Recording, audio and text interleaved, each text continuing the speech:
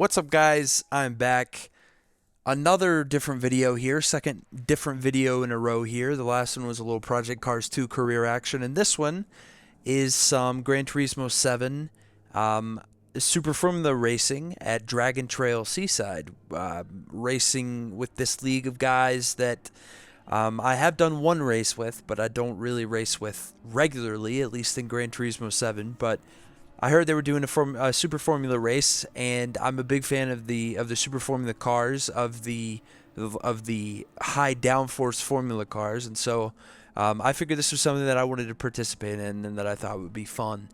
The downside here is that I don't really play this game very much. I played it a little bit. I've done a little bit of just trying to figure out the Platinum Trophy and do some of the licenses and such, but I don't really play a lot of online racing, at least in Gran Turismo 7, so I'm not super familiar with everything. And I do know this track okay, but not that well, I wouldn't say.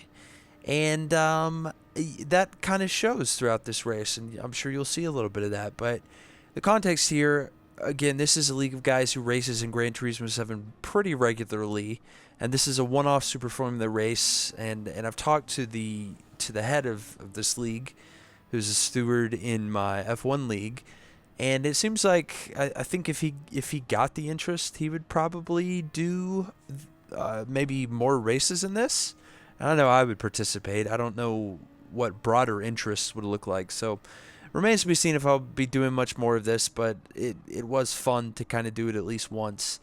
And what we have here is a feature race followed by a reverse grid sprint race. And what you're currently seeing is the feature race. I didn't show you qualifying because I qualified on hard tires and everyone else qualified on softs.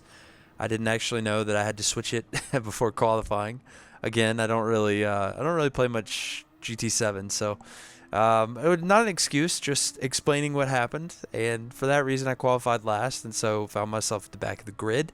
I don't know if it would have made much of a difference if I had been on softs anyway, because frankly, I was not very fast. I don't really know how to drive these cars. I know how to drive them, but I'm just not very fast at driving them, if that makes sense. And there's a lot for me to learn. And I didn't really practice a lot for this, so I needed some assists on.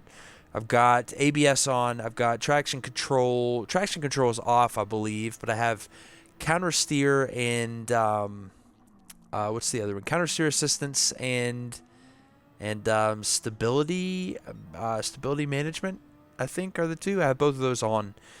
And I think that probably slowed me down a little bit. Just a little quick thing here. I didn't know that you could take that turn flat out, that chicane.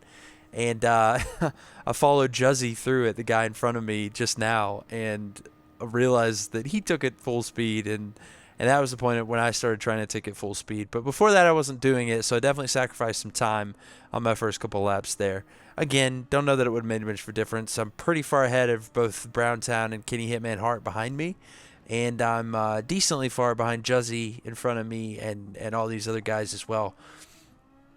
And thus far, I've kept it clean, right? I've kept it on track. I'm driving okay. I'm not driving great. I'm not the fastest. You see that the fast lap by Armico is in the 118s, and my fastest lap is in the 122s. So do the math there. I'm three and a half-ish seconds off. So time to be made up if I want to be competitive with these guys. You see me here go for my first pit stop. The required tires in this race were soft medium. I started on softs, went to the mediums here on lap 12. You see me switch over, fully refuel it. I figure I'm gonna have to pit at least one more time, so I'm not too pressed about making it to the end on this fuel. I think I'll probably end up pitting one more time for the softs and drive those to the end of the race. But you may have seen me come out of the pits and I was behind Juzzy by 5 or 6 seconds, something like that. So I lost a little bit of time by being undercut by him, and that's just kind of the way it goes sometimes, right? You see me get lapped here for the first time, and I'm trying to be really respectful here and let this fellow pass, and I think I did it okay. But ultimately what I didn't know is that I did waste a little bit of time doing that, and we both end up pitting immediately. So it probably would not have made any difference whatsoever if I had just not done that. but I did do that. So I come out of the pits, lap 22 here. I'm firmly in 6th place. I've got quite the lead on Browntown. Kenny Hitman Hart, I think, is retired at this point. So it's 6th place is pretty much my place to lose. But what I'm going to show you here is probably the most embarrassing part for me. You may have seen the blue flags triggered there at the end of that first straight, and I thought, okay, well, now's not the time. And then I hit my rearview mirror, see he was close, hit my rearview mirror again, think he's far enough back that it's okay, and then I cause a roadblock, essentially. Just absolutely stayed in this guy's way. I don't think I caused any damage to him. I don't know if we made contact. It felt for a second there like we might have made some contact. I'm not positive. But not my finest hour. And I did apologize to this guy after the race. He didn't seem upset, but also he wins by like 30 seconds or something. So maybe there's nothing to be upset about. But that's for you to watch here in a second. I did want to show you this lap just because this was my best lap of the race, my fastest lap of the race. Thought it might be nice to show that this race was not all bad for me. It wasn't great. There were definitely some bad things, but there were a couple positives to take away from this as well. First of all, I do think I did have some good racing. I had some good saves, as you just saw one right there. Some things that I was happy with, some things I was happy about. I got a little more comfortable with the game. I learned that you have to map push to pass for the Super Formula cars. I didn't know that, so I didn't map it, and probably sacrificed a little bit of time throughout there, most certainly. I also had forgotten that there was a radar feature, and it's on the MFD, I guess you would call it. In the bottom right, you can see a course map. You can actually toggle that up and down and take it to a radar that actually gives a really good representation of the cars that are around you. I forgot about that, and I didn't use it. And I really could have used it a couple of these times when I was curious about who was around me.